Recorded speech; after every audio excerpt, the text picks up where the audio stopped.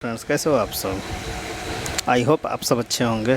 तो आज हम लोग टॉप साइंस के टॉप 50 एमसीक्यू क्वेश्चन को करने वाले हैं, जो कि आपका किसी भी गवर्नमेंट एग्ज़ाम के प्रिपरेशन में आप लोग को हेल्प करेगा। तो वीडियो में अंत तक बने रहें।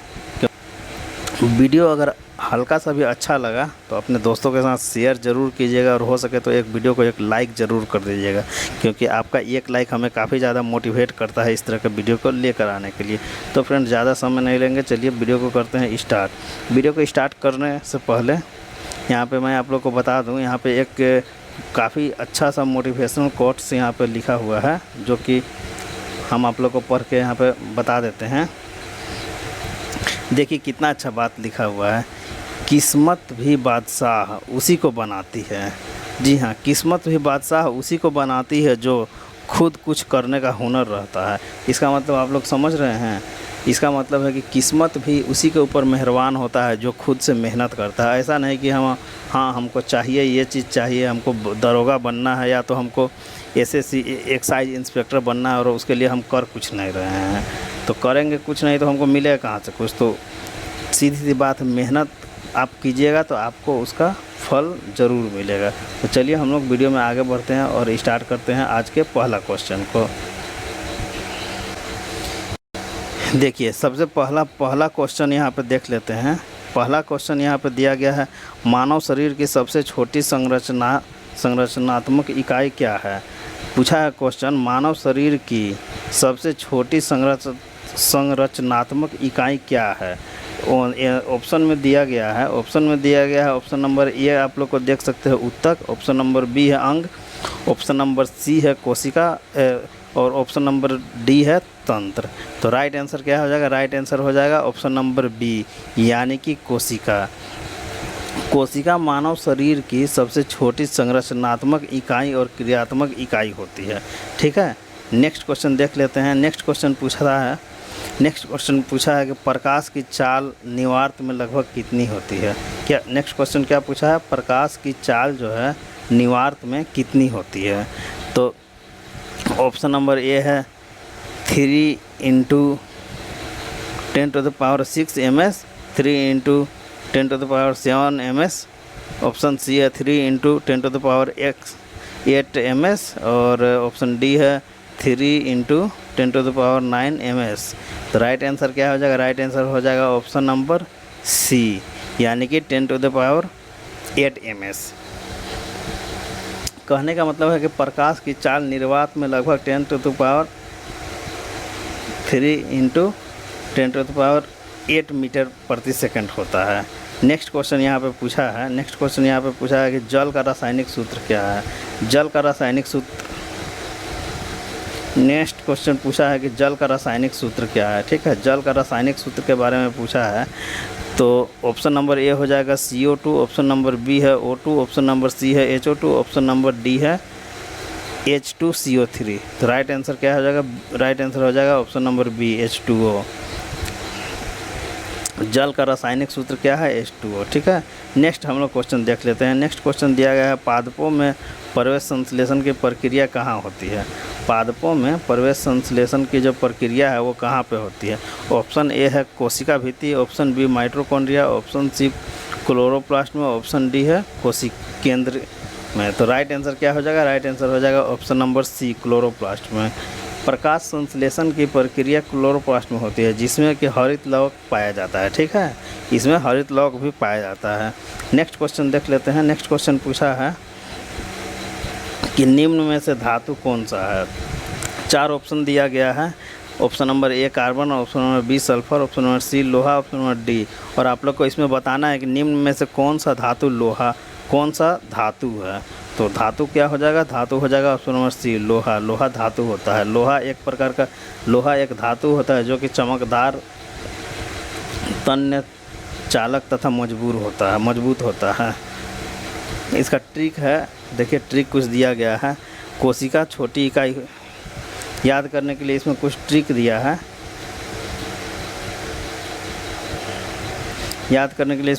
दिया है। कोशिका को हम लोग सबसे छोटी इकाई कहते हैं। हरा लवक क्लोरोप्लास्ट होता है। H2O जल का रासायनिक सूत्र H2O होता है। ठीक है, नेक्स्ट क्वेश्चन देख लेते हैं आगे। नेक्स्ट क्वेश्चन यहाँ पे दिया गया है कि मानव हृदय में कुल कितने कक्ष होते हैं।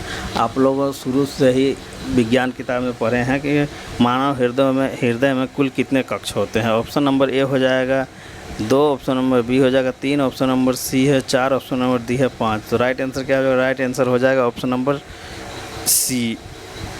मानव हृदय में कुल 4 अक्ष होते हैं, 4 कक्ष होते हैं। 2 आलिंद होता है जो कि ऊपरी भाग में रहता है, और 2 नीले कहते हैं जो कि निचली भाग में रहता है। ठीक है, जैसे कि यहाँ पे व्याख्या आप लोग देख सकते हैं। नेक्स्ट क्वेश्चन हम लोग देख लेंगे। नेक्स्ट क्वेश्चन दिया गया है पौधों की कोशिका में कौन सा अंगक पाया जाता है। पौधों की कोशिका में कौन सा अंगक पाया जाता है। ऑप्शन नंबर ए दिया गया है माइटोकॉन्ड्रिया, ऑप्शन नंबर बी है गोल्जी काय, ऑप्शन नंबर सी है कोशिका भित्ति, ऑप्शन नंबर डी है लाइसोसोम। तो राइट आंसर यहाँ पे क्या हो जाएगा? राइट आंसर हो जाएगा ऑप्शन नंबर सी, यानी कि कोशिका भित्ति। पौधे की कोशिका में कोशिका भित्ति पाई जाती है जो उसे आकार एवं सुरक्षा प्रदान करते हैं। ठीक है, आकार और सुरक्षा प्रदान कौन करता है? कोशिका भित्ति करता है। नेक्स्ट क्वेश्चन देख लेते हैं। नेक्स्ट क्वेश्चन में दिया गया है कि गति के तीसरे नियम के अनुसार प्रत्येक क्रिया के बराबर और विपरीत दिशा में क्या होता है। प्रत्येक क्रिया के बराबर और विपरीत दिशा में पूछा है कि क्या होता है। तो राइट आंसर क्या हो जाएगा? ऑप्शन नंबर डी, प्रतिक्रिया।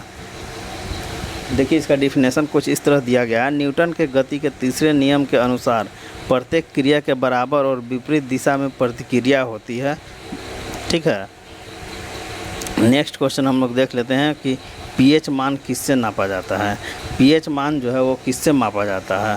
तो ऑप्शन नंबर ए है थर्मामीटर, ऑप्शन नंबर बी है बैरोमीटर, ऑप्शन नंबर सी है pH paper, option number D है हाइग्रोमीटर। तो राइट आंसर क्या हो जाएगा? राइट आंसर हो जाएगा option number C, pH paper.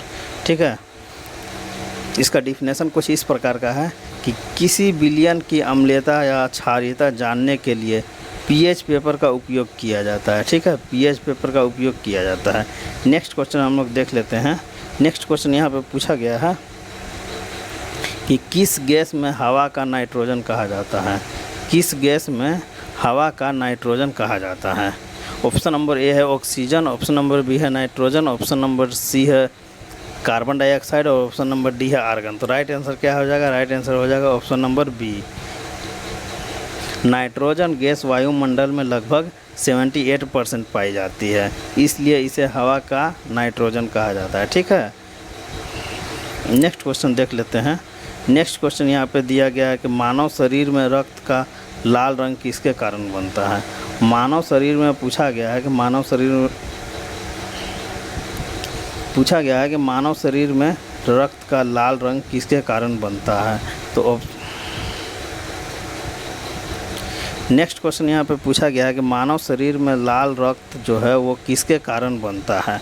Option number ए हो जाएगा प्लाज्मा, ऑप्शन नंबर बी है हीमोग्लोबिन, ऑप्शन नंबर सी है ल्यूकोसाइट, ऑप्शन नंबर डी है प्लेटलेट्स। तो राइट आंसर क्या हो जाएगा? राइट आंसर हो जाएगा ऑप्शन नंबर बी, यानी कि हीमोग्लोबिन। डिफिनेशन कुछ इस तरह है। हीमोग्लोबिन एक लोह युक्त होता है जो कि ऑक्सीजन के साथ मिलकर रक्त को लाल कर देता है। ठीक है, नेक्स्ट क्वेश्चन हम लोग देख लेते हैं। नेक्स्ट क्वेश्चन यहाँ पे दिया गया है कि प्रकाश संश्लेषण की प्रक्रिया में कौन सी गैस वायुमंडल में छोड़ी जाती है। ठीक है, क्या क्वेश्चन पूछा है कि प्रकाश संश्लेषण की प्रक्रिया में कौन सी गैस वायुमंडल में छोड़ी जाती है। ऑप्शन ए हो जाएगा कार्बन डाइऑक्साइड, ऑप्शन बी हो जाएगा ऑक्सीजन, ऑप्शन सी दिया गया है नाइट्रोजन, और ऑप्शन डी दिया गया है हाइड्रोजन। तो राइट आंसर क्या हो जाएगा? राइट आंसर हो जाएगा ऑप्शन नंबर बी, ऑक्सीजन। ठीक है, option number B right answer हो जाएगा।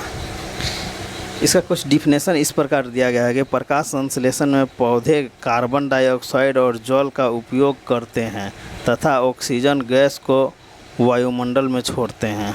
ठीक है, नेक्स्ट क्वेश्चन देख लेते हैं। नेक्स्ट क्वेश्चन दिया गया है यहाँ पे कि निम्न में से कौन सा अम्ल शक्तिशाली अम्ल है। पूछा है कि कौन सा अम्ल जो है शक्तिशाली अम्ल है। तो ऑप्शन नंबर ए हो जाएगा एसिटिक अम्ल, ऑप्शन नंबर बी दिया गया है सल्फ्यूरिक अम्ल, ऑप्शन नंबर सी दिया गया है कार्बोनिक अम्ल, ऑप्शन नंबर डी दिया गया है फॉर्मिक अम्ल। तो राइट आंसर क्या हो जाएगा? राइट आंसर हो जाएगा ऑप्शन नंबर बी, यानी कि सल्फ्यूरिक अम्ल। सल्फ्यूरिक अम्ल यानी कि H2SO4 एक शक्तिशाली अम्ल है जो जल में पूर्णतः विघटित होकर आयन प्रदान करता है। ठीक है, आगे देख लेंगे नेक्स्ट क्वेश्चन। नेक्स्ट क्वेश्चन दिया गया है, किसी वस्तु की दूरी और उसका आभासी प्रतिबिंब किस उपकरण से प्राप्त किया जाता है। किसी वस्तु की दूरी पूछा है और उसका आभासी प्रतिबिंब किस उपकरण से प्राप्त किया जाता है। ऑप्शन नंबर ए हो जाएगा उत्तल लेंस, ऑप्शन नंबर बी है अवतल लेंस, ऑप्शन नंबर सी दिया गया है समतल दर्पण, ऑप्शन नंबर डी दिया गया है प्रिज्म। तो राइट आंसर क्या हो जाएगा? राइट आंसर हो जाएगा ऑप्शन नंबर सी यानी कि समतल दर्पण। डिफिनेशन कुछ इस प्रकार दिया गया है, समतल दर्पण से वस्तु का प्रतिबिंब आभासी सीधा और वस्तु के समान आकार का बनता है। ठीक है, नेक्स्ट क्वेश्चन आगे यहाँ पे दिया गया है, मानव शरीर में शर्करा का अंतिम उपापचय कहाँ होता है। मानव शरीर में शर्करा का अंतिम अपचयन कहाँ पे होता है। ऑप्शन नंबर ए है हृदय, ऑप्शन नंबर बी है मस्तिष्क, ऑप्शन नंबर सी है यकृत, ऑप्शन नंबर डी है फेफड़ा। तो राइट आंसर क्या हो जाएगा? राइट आंसर हो जाएगा ऑप्शन नंबर सी यानी कि यकृत। यकृत में शर्करा का अंतिम अपचयन होता है जिसमें ऊर्जा प्राप्त होती है और अस्पष्ट पदार्थ बाहर निकलते हैं। ठीक है, नेक्स्ट क्वेश्चन दिया गया है। नेक्स्ट क्वेश्चन आगे देख लेते हैं हम लोग कि नेक्स्ट क्वेश्चन है, मानव शरीर में क्या पूछा है, मानव शरीर में भोजन का पाचन सर्वप्रथम कहाँ प्राप्त होता है। भोजन का पाचन पूछा है कि कहाँ प्राप्त होता है सबसे पहले। तो ऑप्शन दिया गया है अमाशय में, दूसरा ऑप्शन है छोटी आंत में, तीसरा ऑप्शन है मुंह में और चौथा ऑप्शन है बड़ी आंत में। तो राइट आंसर क्या हो जाएगा? राइट आंसर हो जाएगा ऑप्शन नंबर सी यानी कि मुंह में। भोजन का पाचन मुंह में लार सलाइवा द्वारा प्रारंभ होता है। लार में एमाइलेज नामक एंजाइम होता है जो स्टार्च को माल्टोज में बदलता है। ठीक है, समझ गए आप लोग। नेक्स्ट क्वेश्चन देख लेते हैं। नेक्स्ट क्वेश्चन यहाँ पे दिया गया है, प्रकाश वर्ष यानी कि लाइट ईयर। लाइट ईयर किसका मापन है। ऑप्शन दिया गया है समय का, प्रकाश की गति का, दूरी का और ऊर्जा का। तो राइट आंसर क्या हो जाएगा? राइट आंसर हो जाएगा ऑप्शन नंबर सी यानी कि दूरी का। क्या हो जाएगा? Right answer option number C हो जाएगा दूरी का। प्रकाश वर्ष दूरी की इकाई है। यह वह दूरी है जो प्रकाश एक वर्ष में तय करता है। एक प्रकाश वर्ष बराबर 9.46 इंटू 10⁻12 किलोमीटर लगभग। नेक्स्ट क्वेश्चन देखते हैं। नेक्स्ट क्वेश्चन यहाँ पे दिया गया है, ओम का नियम किससे संबंधित है। ओम का नियम पूछा है कि ओम का नियम किससे संबंधित है। ऑप्शन नंबर ए है दाब, ऑप्शन नंबर बी है विद्युत धारा, ऑप्शन नंबर सी है ताप, ऑप्शन नंबर डी है बल। तो राइट आंसर क्या हो जाएगा? राइट आंसर हो जाएगा ऑप्शन नंबर बी विद्युत धारा, वोल्टता तथा प्रतिरोध। ओम का नियम कहता है कि किसी चालक में प्रवाहित धारा उस पर लगाए गए वोल्टता के समानुपाती तथा प्रतिरोध के व्युत्क्रमानुपाती होता है। नेक्स्ट क्वेश्चन देख लेते हैं। नेक्स्ट क्वेश्चन दिया गया है कि विटामिन सी का रासायनिक नाम क्या है। विटामिन सी का रासायनिक नाम पूछा है क्या है। ऑप्शन दिया गया है थायमीन, राइबोफ्लेविन, एस्कॉर्बिक अम्ल और टोकोफेरोल। तो राइट आंसर क्या हो जाएगा? राइट आंसर हो जाएगा ऑप्शन नंबर सी यानी कि एस्कॉर्बिक अम्ल। विटामिन सी को रासायनिक रूप से एस्कॉर्बिक अम्ल कहा जाता है। यह फल और सब्जियों में पाया जाता है और रोग प्रतिरोधक क्षमता बढ़ाता है। नेक्स्ट क्वेश्चन दिया गया है यहाँ पे कि ध्वनि तरंग किस प्रकार की यांत्रिक तरंग है। ध्वनि तरंग जो है वो किस प्रकार की यांत्रिक तरंग है। ठीक है, तो इसका ऑप्शन क्या है? ऑप्शन इसमें दिया गया है अनुदैर्ध्य तरंग और अनुप्रस्थ तरंग, उसके बाद दिया गया है विद्युत चुंबकीय तरंग, उसके बाद है नेक्स्ट आवृत्ति तरंग। तो राइट आंसर क्या हो जाएगा? राइट आंसर हो जाएगा ऑप्शन नंबर ए अनुदैर्ध्य तरंग। ध्वनि तरंग अनुदैर्ध्य तरंग यांत्रिक तरंग होती है जिसमें कण तरंग की संचरण दिशा के समानांतर कंपन करते हैं। नेक्स्ट क्वेश्चन यहाँ पे देख लेते हैं। नेक्स्ट क्वेश्चन दिया गया, पौधे में प्रकाश संश्लेषण मुख्यतः किस भाग में होता है? पौधे में प्रकाश संश्लेषण मुख्यतः किस भाग में होता है? तो ऑप्शन ए दिया गया है माइटोकॉन्ड्रिया, ऑप्शन बी दिया गया है कोशिका भित्ति, और ऑप्शन सी दिया गया है क्लोरोप्लास्ट, ऑप्शन डी है केंद्रक। राइट आंसर क्या हो जाएगा? राइट आंसर हो जाएगा ऑप्शन नंबर सी। क्या हो जाएगा राइट आंसर? राइट आंसर हो जाएगा ऑप्शन नंबर सी। प्रकाश संश्लेषण पौधे के क्लोरोप्लास्ट में स्थित क्लोरोफिल की सहायता से होता है, जहां प्रकाश ऊर्जा को रासायनिक ऊर्जा में बदला जाता है। नेक्स्ट क्वेश्चन हम लोग देख लेते हैं। नेक्स्ट क्वेश्चन दिया गया है कि मानव शरीर की सबसे बड़ी ग्रंथि क्या है? मानव शरीर की सबसे बड़ी ग्रंथि कौन सी ग्रंथि है? ऑप्शन दिया गया है थायराइड ग्रंथि, अग्नाशय, यकृत, पिट्यूटरी ग्रंथि। राइट आंसर क्या हो जाएगा? राइट आंसर हो जाएगा ऑप्शन नंबर सी, यानी कि यकृत। यकृत मानव शरीर की सबसे बड़ी ग्रंथि है जो पाचन रस बनाती है, विषैले पदार्थ को निष्क्रिय करती है तथा भोजन का भंडारण करती है। नेक्स्ट क्वेश्चन दिया गया है यहाँ पे। नेक्स्ट क्वेश्चन देखते हैं, न्यूटन का दूसरा नियम किस पर आधारित है? न्यूटन का दूसरा नियम पूछा है कि किस पर आधारित है? ऑप्शन ए दिया गया है जड़त्व का नियम, ऑप्शन बी है बल के नियम पर, ऑप्शन सी है क्रिया प्रतिक्रिया के नियम पर, ऑप्शन डी है गुरुत्वाकर्षण के नियम पर। तो राइट आंसर क्या हो जाएगा? राइट आंसर हो जाएगा बल के नियम पर। न्यूटन का दूसरा नियम बताता है कि किसी वस्तु पर लगाया गया बल उसके द्रव्यमान और उत्पन्न त्वरण के गुणनफल के बराबर होता है। नेक्स्ट क्वेश्चन देख लेते हैं, पानी का आणविक सूत्र क्या है? पानी का आणविक सूत्र पूछा है कि पानी का आणविक सूत्र क्या है? ऑप्शन दिया गया है CO2, नेक्स्ट ऑप्शन है H2O2, ऑप्शन नंबर सी है H2O, ऑप्शन नंबर डी है HO2। राइट आंसर हो जाएगा ऑप्शन नंबर सी H2O। पानी का आणविक सूत्र H2O है, जिनमें 2 हाइड्रोजन परमाणु और 1 ऑक्सीजन परमाणु होता है। नेक्स्ट क्वेश्चन है, इंद्रधनुष बनने के लिए आवश्यक घटक क्या है? इंद्रधनुष बनने के लिए आवश्यक घटक क्या है?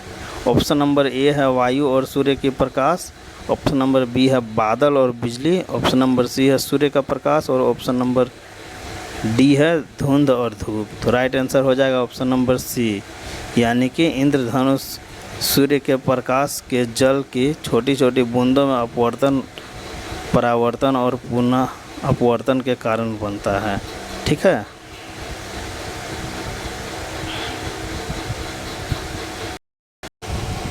नेक्स्ट क्वेश्चन देख लेते हैं। नेक्स्ट क्वेश्चन दिया गया है मानव पाचन तंत्र में पोषक तत्वों का अवशोषण मुख्यतः कहाँ होता है? ऑप्शन नंबर ए है अमाशय में, ऑप्शन नंबर बी है बड़ी आंत में, ऑप्शन नंबर सी है छोटी आंत में, और ऑप्शन नंबर डी है ग्रसनी में। तो राइट आंसर हो जाएगा ऑप्शन नंबर सी, यानी कि छोटी आंत में। छोटी आंत में उपस्थित विलाई एवं माइक्रोविलाई द्वारा भोजन से प्राप्त पोषक तत्वों का अवशोषण होता है। ठीक है। नेक्स्ट क्वेश्चन देख लेते हैं। नेक्स्ट क्वेश्चन दिया गया है, नेक्स्ट क्वेश्चन है प्रकाश संश्लेषण की प्रक्रिया कहाँ होती है, यानी कि फोटोसिंथेसिस का प्रक्रिया कहाँ पे होता है? तो ऑप्शन नंबर ए दिया गया है कोशिका भित्ति, ऑप्शन नंबर बी दिया गया है कोशिका द्रव्य, ऑप्शन नंबर सी है केंद्रक, और ऑप्शन नंबर डी दिया है क्लोरोप्लास्ट। तो राइट आंसर क्या हो जाएगा? राइट आंसर हो जाएगा क्लोरोप्लास्ट। ठीक है। प्रकाश संश्लेषण की प्रक्रिया पादप कोशिका के क्लोरोप्लास्ट में स्थित हरित लवक और सूर्य के प्रकाश में उपस्थित संपन्न होती है। ठीक है। नेक्स्ट क्वेश्चन देख लेते हैं। नेक्स्ट क्वेश्चन दिया गया है कि निम्न में से कौन सा विटामिन रक्तस्राव रोधी विटामिन कहलाता है, यानी कि रक्तस्राव रोधी विटामिन कौन सा विटामिन कहलाता है? ठीक है। तो इसमें ऑप्शन क्या दिया गया है? ऑप्शन दिया गया vitamin A, vitamin B12, vitamin C, vitamin K. तो राइट आंसर क्या हो जाएगा? राइट आंसर हो जाएगा ऑप्शन नंबर डी, यानी कि विटामिन के। विटामिन के रक्त के थक्के बनने में सहायक होता है। इसकी कमी से रक्तस्राव की समस्या होती है, इसलिए इसे रक्तस्राव रोधी विटामिन कहा जाता है। नेक्स्ट क्वेश्चन देख लेते हैं। नेक्स्ट क्वेश्चन दिया गया है, न्यूटन के गति का तृतीय नियम को किस कथन से व्यक्त किया जाता है। न्यूटन के गति के तृतीय नियम को किस कथन के द्वारा व्यक्त किया जाता है। तो इसमें राइट आंसर हो जाएगा ऑप्शन नंबर बी, प्रत्येक क्रिया के लिए बराबर एवं विपरीत प्रतिक्रिया। ठीक है, नेक्स्ट क्वेश्चन देख लेते हैं। नेक्स्ट क्वेश्चन दिया गया है कि जंग लगने की प्रक्रिया मुख्यतः किसके कारण होती है। जंग लगने की जो प्रक्रिया है किसके कारण होती है, यानी कि लोहा में जंग किसके कारण से लगता है। तो पानी के वजह से या केवल ऑक्सीजन के वजह से, पानी, ऑक्सीजन तथा लवण की उपस्थिति से, या तो केवल धूप से। तो इसमें तीनों हो जाएगा, पानी, ऑक्सीजन तथा लवण, यानी कि ऑप्शन नंबर सी हो जाएगा राइट आंसर। जंग लगने की प्रक्रिया के लिए नमी, पानी, ऑक्सीजन तथा लवण जैसे NaCl की उपस्थिति आवश्यक होती है। नेक्स्ट क्वेश्चन देख लेते हैं। नेक्स्ट क्वेश्चन पूछा गया, प्रकाश संश्लेषण की कोशिकांग में क्या होता है। प्रकाश संश्लेषण की कोशिकांग में क्या होता है, तो ऑप्शन दिया गया है mitochondria, chloroplast, ribosome, Golgi body. Right answer क्या हो जाएगा, राइट आंसर हो जाएगा ऑप्शन नंबर बी, यानी कि क्लोरोप्लास्ट। क्लोरोप्लास्ट में क्लोरोफिल होता है जो सूर्य के प्रकाश की सहायता से भोजन बनाता है। नेक्स्ट क्वेश्चन है, मानव शरीर का सबसे बड़ा अंग क्या है। मानव शरीर का सबसे बड़ा अंग क्या है। ऑप्शन दिया गया है यकृत, हृदय, त्वचा, मस्तिष्क। राइट आंसर क्या हो जाएगा, राइट आंसर हो जाएगा ऑप्शन नंबर सी, यानी कि त्वचा। त्वचा शरीर के सबसे बड़ा अंग है और शरीर की रक्षा करती है। यह तापमान नियंत्रण, संवेदन और सुरक्षा प्रदान करती है। नेक्स्ट क्वेश्चन देखते हैं। नेक्स्ट क्वेश्चन दिया गया है, रक्त का लाल रंग किसके कारण होता है। ऑप्शन दिया गया है प्लाज्मा, हीमोग्लोबिन, प्लेटलेट्स और WBC। राइट आंसर क्या हो जाएगा, राइट आंसर हो जाएगा ऑप्शन नंबर बी, हीमोग्लोबिन। ठीक है, राइट आंसर क्या हो जाएगा, ऑप्शन नंबर बी, यानी कि हीमोग्लोबिन। हीमोग्लोबिन एक लौह युक्त प्रोटीन है जो ऑक्सीजन को बांधता है और रक्त को लाल रंग देता है। ठीक है, नेक्स्ट क्वेश्चन हम लोग देख लेते हैं। नेक्स्ट क्वेश्चन यहाँ पे पूछा है कि पौधे में जल का परिवहन किस ऊतक द्वारा होता है। पौधे में जो है वो जल का परिवहन जो है किस ऊतक के द्वारा होता है। तो राइट आंसर इसमें क्या हो जाएगा, राइट आंसर हो जाएगा जाइलम।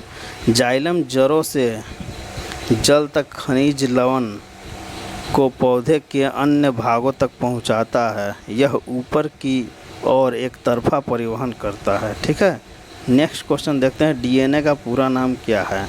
DNA का पूरा नाम क्या है, ये काफ़ी बार क्वेश्चन एग्जाम में पूछा जाता है, DNA का पूरा नाम क्या है। अभी हाल फिलहाल में ही हुआ है एयरपोर्ट का जो एग्ज़ाम, एयरलाइंस का जो एग्ज़ाम हुआ था, ये ग्राउंड स्टाफ का, उसमें भी ये क्वेश्चन पूछा गया था कि DNA का पूरा नाम क्या है। तो DNA का पूरा नाम क्या हो जाएगा, डाईऑक्सी राइबोज न्यूक्लिक एसिड।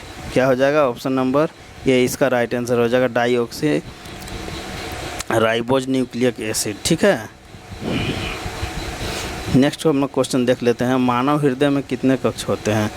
मानव हृदय में टोटल कितने कक्ष होते हैं, ये हम आगे भी आप लोग को बताए हैं, तो ये दोबारा दे दिया गया है, इसको स्किप करते हैं। आगे देख लेते हैं, विटामिन सी की कमी से कौन सा रोग होता है। विटामिन सी की कमी से, चलिए आप लोग बताइए, विटामिन सी की कमी से कौन सा रोग होता है। फटाफट से आप लोग बताइए कि विटामिन सी की कमी से जो होता है वो कौन सा रोग होता है।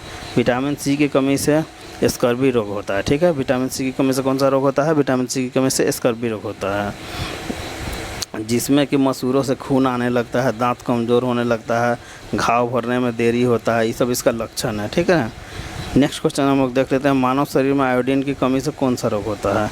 चलिए बताइए, मानव शरीर में आयोडीन की कमी से कौन सा रोग हो जाता है। ऑप्शन दिया गया है एनीमिया, ऑस्टियोपोरोसिस, घेंघा, मधुमेह। तो क्या हो जाएगा राइट आंसर, राइट आंसर हो जाएगा घेंघा, यानी कि आयोडीन की कमी से थायराइड ग्रंथि बड़ी हो जाती है, जिससे गर्दन में सूजन आ जाता है और घेंघा रोग हो जाता है। ठीक है, समझे आप लोग। देखिए यहाँ पे डायग्राम भी दिया गया है, आप लोग देख सकते हैं इसे। नेक्स्ट क्वेश्चन देख लेते हैं। नेक्स्ट क्वेश्चन दिया गया, मनुष्य के शरीर की सबसे छोटी हड्डी कौन सी होती है। मनुष्य की शरीर का पूछा है, सबसे छोटी हड्डी कौन सा होता है। ऑप्शन दिया गया है स्टेपिस, फीमर, टिबिया, रेडियस। तो राइट आंसर क्या हो जाएगा, राइट आंसर हो जाएगा ऑप्शन नंबर ए, स्टेपिस, यानी कि कान की हड्डी। कान में पाई जाने वाली सबसे छोटी हड्डी है, जो कि ध्वनि कंपन को भीतर के कान तक पहुंचाती है। नेक्स्ट क्वेश्चन दिया गया है प्रकाश वर्ष किसका मापक है? समय, दूरी, वेग, द्रव्यमान। प्रकाश वर्ष किसका मापक है? तो राइट आंसर हो जाएगा ऑप्शन नंबर बी, यानी कि दूरी। दूरी का प्रकाश वर्ष दूरी का इकाई है जो प्रकाश द्वारा एक वर्ष में तय की गई दूरी को दर्शाती है। एक प्रकाश वर्ष लगभग 9.46 ट्रिलियन किलोमीटर होता है। पौधे में भोजन का परिवहन किस ऊतक के द्वारा होता है? पौधे में भोजन का परिवहन किस ऊतक के द्वारा होता है? ऑप्शन दिया गया है जाइलम, फ्लोएम, स्क्लेरेकाइमा, कोलेरेकाइमा। राइट आंसर क्या हो जाएगा? राइट आंसर हो जाएगा ऑप्शन नंबर बी, फ्लोरेकाइमा। फ्लोएम पौधे में पत्तियां द्वारा बनाई गई भोजन शर्करा को पौधे के अन्य भागों तक पहुंचाने का कार्य करता है। ठीक है। नेक्स्ट क्वेश्चन दिया गया है कि मनुष्य के शरीर में हीमोग्लोबिन किस कोशिका में पाया जाता है? मनुष्य के शरीर में हीमोग्लोबिन जो है वो किस कोशिका के रूप में पाया जाता है? तो लाल रक्त कोशिका हो जाएगा, यानी कि आरबीसी। हीमोग्लोबिन लाल रक्त कोशिकाओं में पाया जाता है जो ऑक्सीजन को फेफड़ों से शरीर के विभिन्न भागों तक पहुंचाता है। नेक्स्ट क्वेश्चन दिया गया है कि पौधे में प्रकाश संश्लेषण की प्रक्रिया मुख्यतः किस कोशिका अंगक से होती है? प्रकाश संश्लेषण की प्रक्रिया मुख्यतः किस कोशिका अंगक से होती है? तो राइट आंसर हो जाएगा क्लोरोप्लास्ट। ठीक है, राइट आंसर क्या हो जाएगा? क्लोरोप्लास्ट। राइट आंसर इसका क्या हो जाएगा? राइट आंसर हो जाएगा इसका क्लोरोप्लास्ट। आगे यहाँ पे दिया गया है कि मानव शरीर में आयोडीन की कमी से कौन सा रोग होता है? इसको भी हम लोग देखे हैं, तो चलिए इस क्वेश्चन को स्किप करते हैं, आगे बढ़ते हैं। ध्वनि तरंगों को संरचना के लिए किस माध्यम की आवश्यकता होती है? चलिए बताइए, ध्वनि तरंग को संरचना के लिए किस माध्यम की आवश्यकता होती है? तो राइट आंसर क्या हो जाएगा? राइट आंसर हो जाएगा ऑप्शन नंबर डी, यानी कि ठोस, द्रव और गैस सभी माध्यम से। ठीक है। नेक्स्ट क्वेश्चन देखते हैं कि न्यूटन का तृतीय नियम किससे संबंधित है? न्यूटन का तृतीय नियम किससे संबंधित है? राइट आंसर हो जाएगा ऑप्शन नंबर ए, क्रिया प्रतिक्रिया के नियम से। न्यूटन का तृतीय नियम कहता है कि प्रत्येक क्रिया के बराबर और विपरीत दिशा में एक प्रतिक्रिया होती है। नेक्स्ट क्वेश्चन देख लेते हैं, मानव शरीर की सबसे लंबी हड्डी कौन सी होती है? तो फीमर हो जाएगा। मानव शरीर की सबसे लंबी हड्डी क्या हो जाएगा? फीमर हो जाएगा, जो कि कहाँ पाया जाता है? जांघ में पाया जाता है। ठीक है, जो कि सबसे मजबूत हड्डी के भी नाम से इसे हम लोग जानते हैं। नेक्स्ट क्वेश्चन दिया गया है, गैसों के दाब का मात्रक कौन सा है? गैसों के दाब का मात्रक ऑप्शन नंबर बी, यानी कि पास्कल हो जाएगा। गैसों के दाब का एसआई मात्रक पास्कल होता है, जो प्रति वर्ग मीटर 1 न्यूटन बल को दर्शाता है। ठीक है। नेक्स्ट क्वेश्चन देखते हैं, कौन सा विटामिन रक्त के थक्के जमाने में सहायक होता है? कौन सा विटामिन है जो कि रक्त का थक्का बनाने में सहायक होता है? Vitamin A, vitamin C, vitamin K, vitamin D. Right answer क्या हो जाएगा? ऑप्शन नंबर सी, यानी कि विटामिन के। ठीक है। नेक्स्ट क्वेश्चन देख लेते हैं। नेक्स्ट क्वेश्चन दिया गया है, पानी में उबलांक सामान्यतः दाब पर कितना होता है? 50 degree Celsius, 100 degree Celsius, 75 degree Celsius, 125 degree Celsius. कहता है कि पानी कितना डिग्री सेल्सियस में सामान्यतः खौल जाता है? ठीक है, उबल जाता है। तो राइट आंसर क्या हो जाएगा? ऑप्शन नंबर सी हो जाएगा। ठीक है, यानी कि 100 डिग्री टेम्परेचर, 100 डिग्री सेल्सियस पे। नेक्स्ट क्वेश्चन दिया गया, डीएनए की संरचना का प्रतिपादन किसने किया था? डीएनए का जो संरचना है उसका प्रतिपादन किसने किया था? तो चार्ल्स डार्विन हो जाएगा, ग्रेगर मेंडल है, वाटसन एंड क्रिक है, जेबीसी हेल्डेन हो जाएगा। तो राइट आंसर क्या हो जाएगा? ऑप्शन नंबर सी हो जाएगा, यानी कि वाटसन एवं क्रिक है। लास्ट आंसर है, लास्ट क्वेश्चन यहाँ पे दिया गया है। लास्ट क्वेश्चन है कि दर्पण में बनने वाला प्रतिबिंब कैसा होता है? वास्तविक और उल्टा। ऑप्शन नंबर बी है आभासी और सीधा, ऑप्शन नंबर सी है वास्तविक और सीधा, और ऑप्शन डी है आभासी और उल्टा। तो राइट आंसर यहाँ पे क्या है? राइट आंसर हो जाएगा आभासी और सीधा, यानी कि ऑप्शन नंबर बी। समतल दर्पण में बनने वाला प्रतिबिंब आभासी, सीधा और वस्तु के बराबर आकार का होता है। तो फ्रेंड्स, ये था आज का हम लोग का टोटल 50 क्वेश्चन जो कि साइंस से हम लेकर आए थे क्वेश्चन को। ये क्वेश्चन काफ़ी महत्वपूर्ण रहने वाला है। हर एक एग्ज़ाम में लगभग इससे आपको 5 से 10 क्वेश्चन आप लोग को देखने को मिल जाएगा, लेकिन मैक्सिमम 20 क्वेश्चन लेके मान के चलिए, इससे आप लोग को देखने को मिल जाएगा। 20 क्वेश्चन नहीं तो फिर भी आप मान के चलिए 10 से 15 क्वेश्चन आप लोग को इसमें से देखने को मिल जाएगा। तो इसका अगर PDF भी, ये वाला PDF भी अगर आपको चाहिए तो हमारे टेलीग्राम लिंक हमारे टेलीग्राम चैनल से जुड़ जाइए, उसमें मैं अपना ये PDF को भेज दूंगा, वहाँ से आप लोग इसे अच्छी तरीके से पढ़ भी लेना। तो और हो सके तो अपने दोस्तों के साथ शेयर भी करना। वीडियो अगर अच्छा लगा तो वीडियो को एक लाइक ज़रूर कर देना, क्योंकि इस तरह के वीडियो लेकर आने में हमें काफ़ी ज़्यादा मोटिवेट मिलता है। एक लाइक कर दीजिएगा और हो सके तो सब्सक्राइब भी कर दीजिएगा अभी तक अगर चैनल को सब्सक्राइब नहीं किया। तो मिलते हैं किसी और वीडियो में किसी और नए वीडियो के साथ। तो चलिए, तब तक के लिए जय हिंद, जय भारत, धन्यवाद।